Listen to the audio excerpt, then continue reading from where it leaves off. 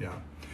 Okay, so I told you we were going to go look inside Noah's Ark, and I'll do my best to be able to give you a little peer inside of it, plus I'll give you some resources. So, yes, we are Christians. This drawing was done by Alfred Lee. Alfred Lee was one of the foremost authorities on Noah's Ark. He has had the privilege of sketching the memories of at least 2, if not 3, eyewitnesses to Noah's Ark. And as a result of seeing the Ark, that is, the eyewitnesses, and seeing inside the Ark, Alfred was able to construct what he believes to be the most accurate depiction of Noah's Ark, including the information that's in Genesis. Now, let me talk a little bit about the outside of the Ark. As you can see, it has a keel running all the way up and down, which was something that he was surprised with, but one of the eyewitnesses that actually stood on top of it as a boy twice said yes, it did. Also, too, the Ark is slightly pitched at the top, which would make sense for the water to be able to roll off. He also said that it was rounded on the ends, the eyewitnesses said, which was again extraordinary because it takes a lot of, it's sophisticated in its production. Normally you would have corners. That makes it easy. But to round something, I don't know the first thing about woodworking, so I can't comment any further, only to say that it's more difficult to do that, but apparently it was necessary for its construction. The other thing is the window or windows up at the top.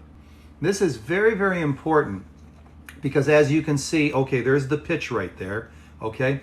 As you can see, the way the Ark is constructed inside is like a mall. You have the center of it missing.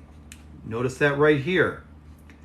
Which means that the light and the fresh air that comes through, and I'll give you a close-up of that, that comes through the top window or windows all the way up and down can reach all 3 decks with fresh air and light. This is typical of high intelligence. High intelligence can effectuate or do something with very little. And they usually with less working parts. That's the epitome of super intelligence. What about the flood in the Epic of Gilgamesh?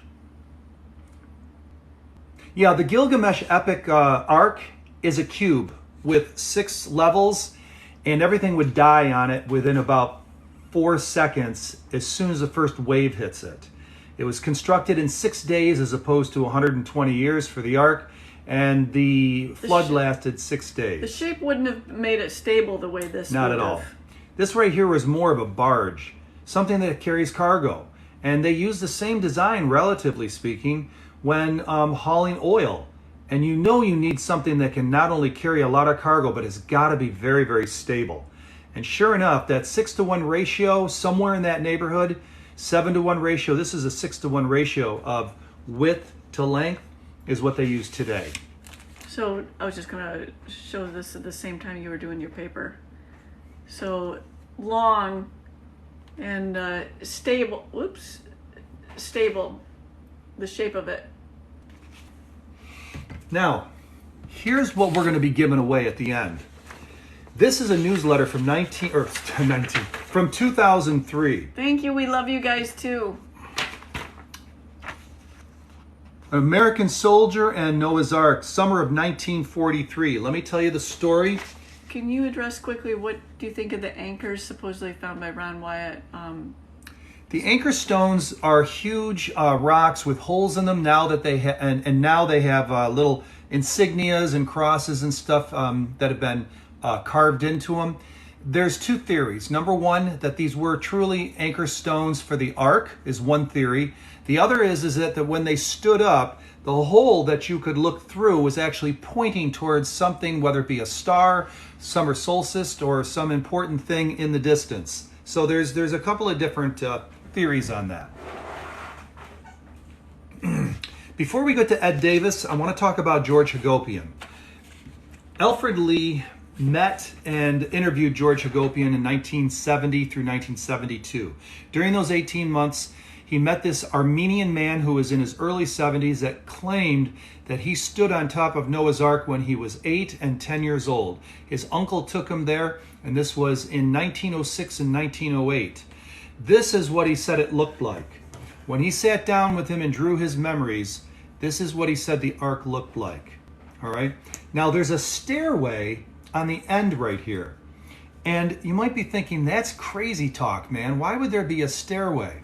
Well, the reason why there was a stairway is because the locals built it. And there must have been ice, because most of the time this thing is encased in ice, so they could get to the top of it. There they scraped off tar off the side, off the top, or they just wanted to get on top to walk around. His uncle boosted George up onto the stairs, and then little Georgie went up on the ark and walked it. He said to him it looked like it was 1,000 feet long. And he was the first that we have a credible eyewitness, not to say that there weren't others before him in the 1800s that supposedly had seen Noah's Ark and documented it. But this is where we see someone who was able to interview someone, and his story, this Armenian man at the time story, we don't have time to go into it, but I will in the future. It is absolutely mind-blowingly remarkable. He hid the idea, or he hid the fact that he was Armenian, and he hid the fact that he lived in Turkey because he was on the run. He escaped out of and this is part of his story. He escaped out of the Turkish army, got captured, put into a gulag, and then spent a little bit of time there. Then they released him, and instead of going back to Turkey, he knew he was in deep trouble. He went to defected to the United States and laid low. So it wasn't until a realtor friend of his that he confided in her, and then she heard about Alfred Lee, because Alfred had been over to Mount Ararat back in '69. The topic is Noah's Ark. Yep. And he also, so he got together with George, and George interviewed him. He interviewed George. So when George went back the second time, the ark already had started to fill up with ice. Now I want you to notice the side right here. This is the gorge that I'm going to be getting to in just a moment with Ed Davis's testimony. Back in 1840, there was a huge earthquake and explosion, just like Mount St. Helen. And part of Mount Ararat exploded off of the northeast side. It created something called now the Ahora Gorge. And the Ahora Gorge is just on this side of the ark. So the ark was not touched by the Ahora Gorge explosion of 1840, but it set it up on a cliff. And that's going to be important in just a moment. In 1986, Alfred Lee went to what they called the Arkathon. It was Noah's Ark get-together in Deming, I think it was Albuquerque, New Mexico. And Ed Davis told his story, and Alfred ended up drawing his memories over a 2-day period back in 1986. And now we're going to focus a little bit on Ed Davis's story. Let me show you what the entire sketch looked like, okay? And then we'll break it down a little bit, and we'll tell you a little bit about what Ed said he saw. And I'm going to get up close with this. There's George Hagopian's Noah's Ark right there on that ledge that we showed, okay?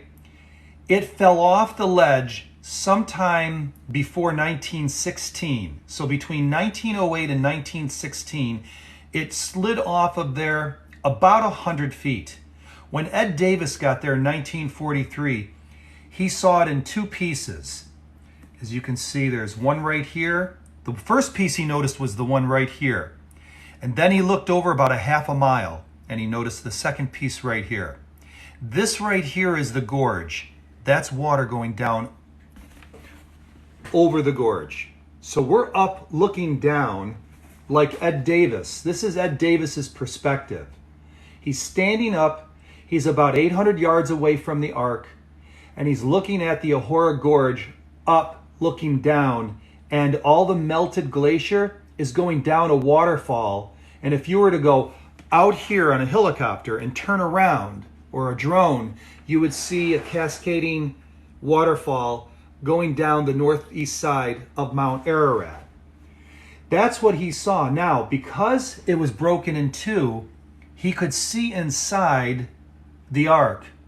And not only that, but the family that took him up there had artifacts from the Ark that they showed him before he went up. And I think the most remarkable artifact, and I'm going to read this to you, is this one. I thought this was so cool. You wait till you hear this. You haven't heard this yet. They were Kurdish people that took him up. And they, before they took him up, they showed him the artifacts. Hold on, where are the artifacts? Well, I remember the size of it. It was a cage door that was 36 inches by about 40 inches. And it was petrified. And it had hinges on it. And it was to a cage. I'm going to find, here we go. When I arrived at the village, he showed me a door to a cage, all petrified, which I estimated to be about 36 inches high, 40 inches wide. This door had been broken off from some type of cage. I was shown latches that were used to lock the various pens, cages, or compartments in the vessel. That is cool. He goes on to say that, there were cages on the lower level, on the second level. Let me show you a color version of this. There we go. Sorry for the reflection there. He saw cages on these two levels right here. And then on the third level is supposedly where Noah and his family stayed. And maybe that's where some of the food was too. But the cages down here were huge, bigger than what an elephant would need, they said. I believe there were bird cages with iron. And so, yeah, that's what was on board the Ark, at least what little we know. There's more. I'm looking into it right now. There was a Russian contingent that went up there in 1916. I want to get a little more information before I start spilling the beans about what they had to say. About 150 men went up there in 1916, 1917 and gathered all sorts of information. Saw it when it was still intact. It had fallen off the cliff. Can people get up there easily nowadays? It's hard to get up there, period. It took them 3 days to get up there, and the weather is very foul when you get over a certain elevation. Anything over 13,000 feet, you run into, that's where the frost line is, potentially. And then weather can turn on you in a second. He said that when he got there, it was very cloudy. And he had to wait for the fog, or foggy, I should say, and he had to wait for the fog to lift or to undulate by it so he could see this. But it took him 3 days to get there, and it was wet and cold and rainy most of the way up there. They stayed in caves, a couple of caves at different points of their journey. And they did this for him, being a non-Muslim, because he did some drilling and some work, some engineering work, and he also became friends with the head of the village. And he wanted to show him some kind of appreciation. This is the best they could do. They wanted to show them their jewel. Talk about it being politically unstable and then not allowing people up the side. Well, the bottom line, it's been many years since I've connected into people that have tried to go up there. I had my finger on the pulse speed up until around 2006 or so, and then I've lost track. In June, we're going down to Texas, and I'm going to be hooking up with somebody who went up there in 2013.